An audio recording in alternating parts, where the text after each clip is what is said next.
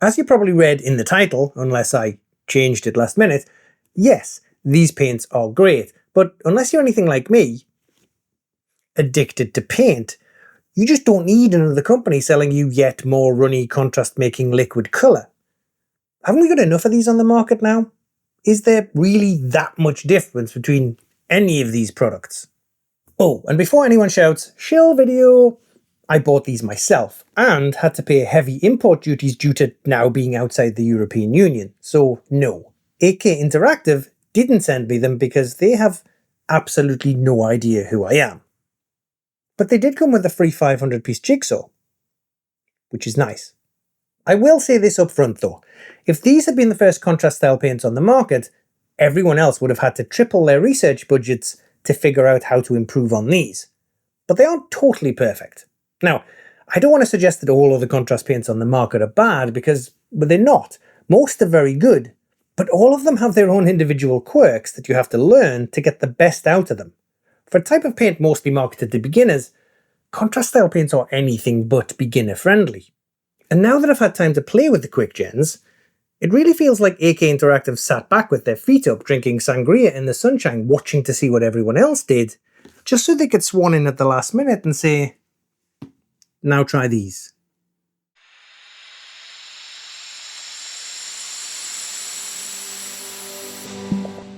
Hi, I'm Will, and this is the State of Play. Contrast paints, speed paints, express colours, dipping inks, instant colours, Warcolours Antithesis, and now QuickGen. We're spoilt for choice, and I'd put money on it that most of you own at least one, if not more, of these single coat paints. Who doesn't want a paint job to be quicker? They work with brushes, they work as glazes, they work in an airbrush, and you can thin them to be washes. They're more versatile than the Prime Minister's grinder profile. Allegedly. You'd be forgiven for thinking that in 2019, Citadel was the first to make baby steps into the single coat, recess shading, automatic highlighting kind of paints. Because they weren't. They may have been the first ones to have finally perfected it with what we now know as contrast paints, but many of you may remember that the year before, 2018, their very first failed attempts made it to market anyway as Hexwraith Flame and Nighthaunt Gloom, both of which were re-released in the second wave with the new improved formula, but that wasn't until mid-2022. If, however, you can think back to a time before Charlie Sheen had his legendary meltdown and to just before Games Workshop's infamous 25% price hikes, you might remember that the very first contrast style paints on the market were released way back in 2011. Secret Weapon washes were available almost 8 years before Citadel Contrasts were even a twinkle in a skull-shaped Warhammer eye socket, and they were okay. They tinted the surface and kinda darkened the recesses the way the old Agrax Earthshade did before the formula change. I mean, they didn't exactly light the miniature hobby on fire, which is probably why they disappeared, and well, Secret Weapon Miniatures didn't have a huge stock market listed marketing department behind them to brand, package and sell thicker washes as the second coming. So anyway, let's do a quick video and talk about the quirks and irritating nuances of all the different types of contrast paints, and why I think AK Interactive waiting in the wings might have served them well. And you probably know a lot of the quirks already, so let's focus on the faults that would actually sway you one way or another.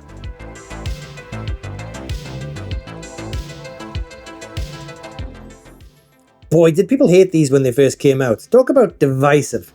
It was like locking a liberal and a conservative in a room and then throwing in a pride flag and a red cap. Contrast paints had what's known as first mover advantage. Being first in the market often means you get classed as the daddy of that product category, which almost always translates to all other products that come after getting stuck with your name.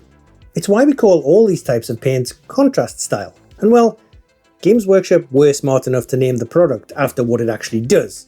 It creates contrast. But they aren't without their flaws. I personally don't like the pots, as I like to mix with drops, but I know many find them easier to just grab a brush full and paint, so I'm not considering pots as a downside here.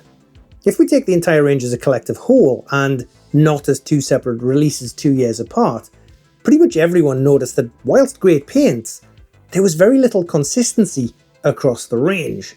Some colours were super pigmented with very little actual contrast, the entire point of the range, and some colours worked more like washes. And there was a whole host of variation in between. It made for a set of paints that you had to learn intimately. You needed to know that Shyish Purple was going to almost obliterate details and contrast, whereas Magos Purple was going to look pastel with slightly darker recesses. Many colours in the range also suffered from what I ended up dubbing the soy sauce problem, because without some kind of colour reference chart, the vast majority of these colours were impossible to guess with their vague Games Workshop names. Rattling Grime, for example. Who knew what colour was in there? But unlike salty Chinese condiments, Citadel's paint was, and still is, the most expensive on the market, making it quite an easy decision to look for something cheaper. And they do absolutely nothing for your chicken chow mein.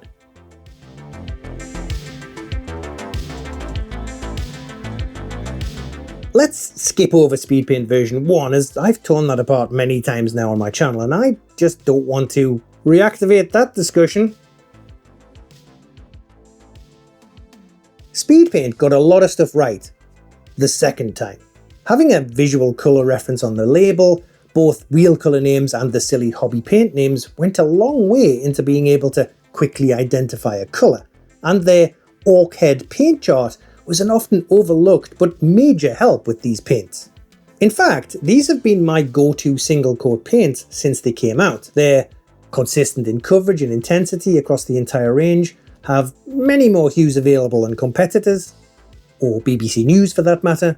I can very quickly grab the exact colour I want. They're almost faultless. Almost. The reactivation issue was fixed in version 2 after letting the paint dry for 2 hours. It's actually much less time than that for most colours in practice, but if you didn't know that, you'd find it a stretch to call these speed paints when there's a potential 2-hour wait time for a second layer of paint, but at least it does cure this time.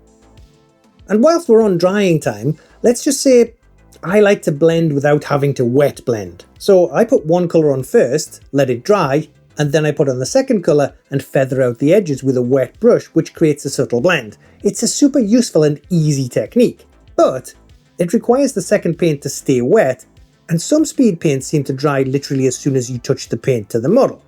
Yeah. So much for that 2-hour anti-reactivation curing time, because if the paint dries too quick, no blend for you. Just a tide-marked splotch where one colour meets the other, like the damp ceiling of a student apartment in East London. But by far the issue that takes the longest to get used to is how runny speed paints can be. With contrast style paints, you need a more loaded brush and more fluid paint, so there's enough to run into recesses while staining the surface for that contrast effect. Too little paint, and it doesn't work correctly. With speed paint, too much, and it runs everywhere, into all the adjacent areas of the model where you don't want it. Unless you're Moses, you just won't have enough liquid manipulation skills to make it flow exactly where you want. So there's that to figure out.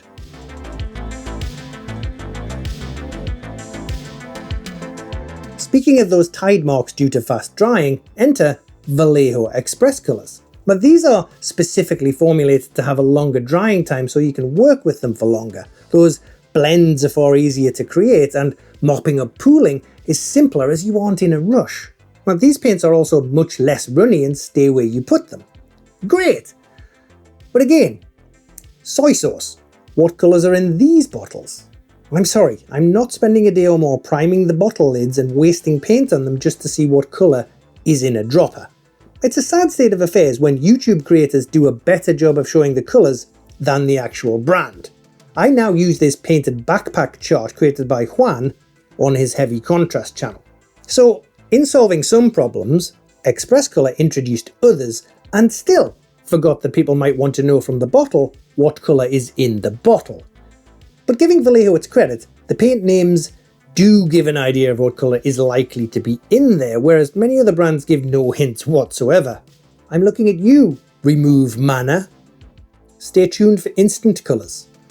You see, for a range of contrast style paints, I, and others, found that some Xpress Colors sometimes aren't very contrasty. They don't always pull away from the high points and gather darkly in the recesses as well as other paints. You can end up with a very subtle effect. I don't really want to be the one to point out that the word contrast is kinda on the opposite side to the word subtle.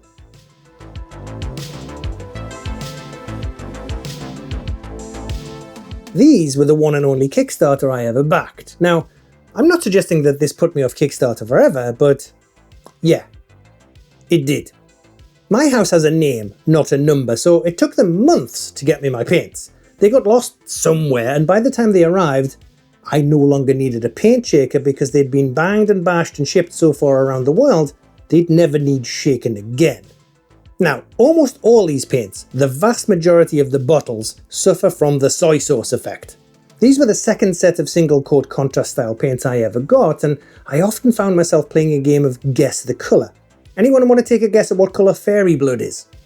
Even as a massive fantasy nerd, I honestly would never have said purple. And don't even get me started on remove mana. Oh, look, these two bottles look exactly the same. I'm pretty certain it's because these are effectively just thinned down normal paint made with pigments rather than inks or dyes. And the problem with using pigment in contrast type paints is more layers mean the coverage becomes more opaque, which kills any contrast effect.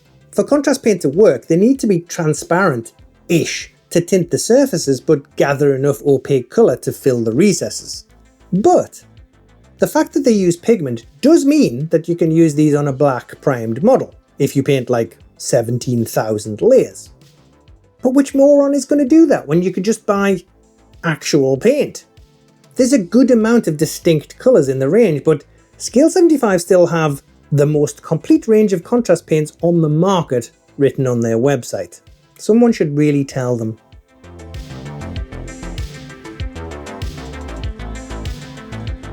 Now, these might be great, I just don't know as I didn't try them. Everything I heard wasn't bad news. The opposite, in fact. Many people really like this range. Green Stuff World makes some good stuff, but their less than stellar reputation for copying then trademarking makes things feel like rebranded and repriced Temu products. Now, that's probably a bit harsh, as I've literally got some stuff from them delivering today, but Green Stuff always felt a bit like the bloke you never invited to the party, who turned up anyway and spent the entire evening repelling all the girls with his humorless mansplaining of useless general knowledge. Green Stuff World trademark, brand and sell almost every hobby product under the sun, but whilst they've got some absolute standout items, much of it feels like Uncle Dave's excellent extravagant hobby emporium. If we don't have it, no one will. As I said, I've probably been overly harsh to a company I use regularly, but I just couldn't shake the feeling that a bigger bottle doesn't make a better product, so I avoided them. But don't let it be said that I can't be swayed by further investigation. And free stuff. My letterbox is wide open.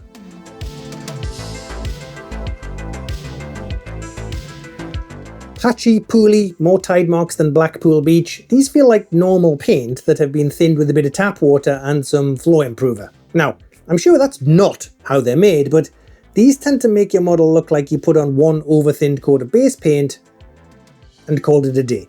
The irony of this range is, if they'd sold them as ready-made glazes in a bottle, I reckon they might have flown off shelves. But as a contrast alternative, they're like hiring Adam Sandler for a role when who you really wanted was Denzel Washington.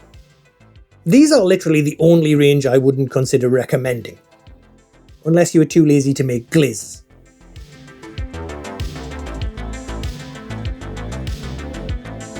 Let's be honest, these have the best designed packaging for any paint ever. And yes, they're also really very good paints that have solved many of the issues I've just mentioned, but they didn't solve all of them. QuickGen falls down on a few counts, but it's worth noting none of these are with the paint itself or how it works. The first is the age-old soy sauce effect, which has to this day only been solved by Army Painter, who clearly spent a bit more on their bottle label printing. But that's what all these single coat products need. Actual colour references printed on the bottle. They don't even need to be super accurate, we just need to know by eye what the colour is likely to be. They can't all be soy sauce. Which leads me on to the second failing of QuickGen, and this isn't limited to this product. AK Interactive suffer from this on every range they make. It's their paint colour charts. Just look at this 3rd gen chart. I'm not sure what order these colours are supposed to be in. They're all over the place. Even on the back of the actual QuickGen box, the chart is weird. The colours are numbered, but who thought Demon Purple next to Dirty Yellow was a good idea? Or Orc Flesh next to Ice Blue? I know the world has collectively gone off having rainbows everywhere these days, but sometimes a rainbow actually solves problems. I mean, not often, but in the case of paint, yes. Like, I got around this irritating rainbow problem by picking up this chart from Starly at the Tale of Painters. And if you're not familiar with his channel, he's made all the charts, like all of them, for every paint known to humankind. Check him out if you haven't already. These paints are great, and the addition of the intensities on the label solves a lot of the problems people had with contrast back in the day. That you might remember painting on Space Wolves Grey and wondering why it was a bit wishy-washy, or slopping on Cygor Brown thinking that maybe someone swapped your pot for some dark opaque sludge.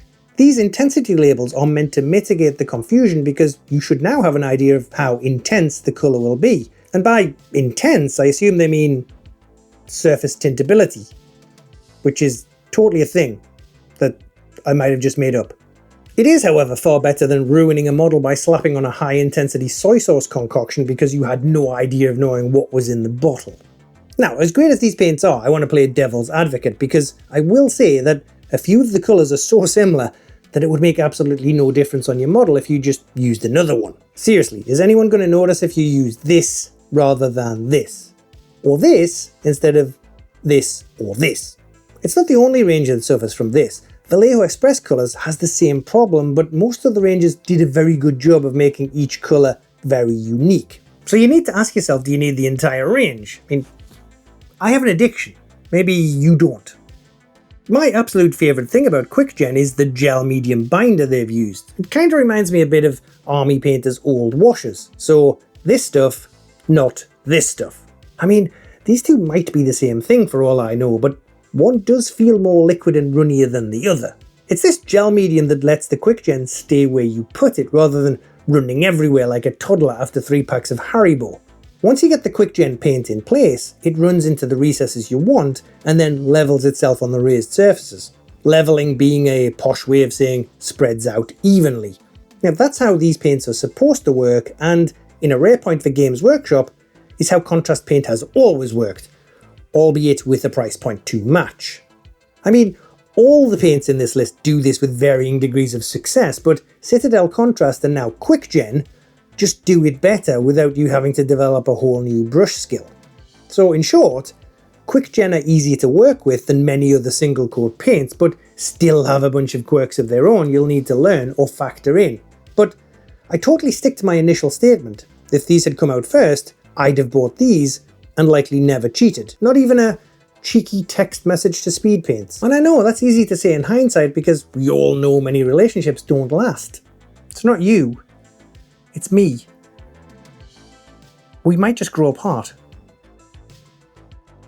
If I had to rank these, I'd still put Speedpaint at the top, and it's not because they're the best, but I have to take into account cost, availability, and performance. QuickGen lose out solely on availability. Army Painter is on a shelf down the road, and I can get there in less than 15 minutes and be back to painting before Xpress Colors have even dried.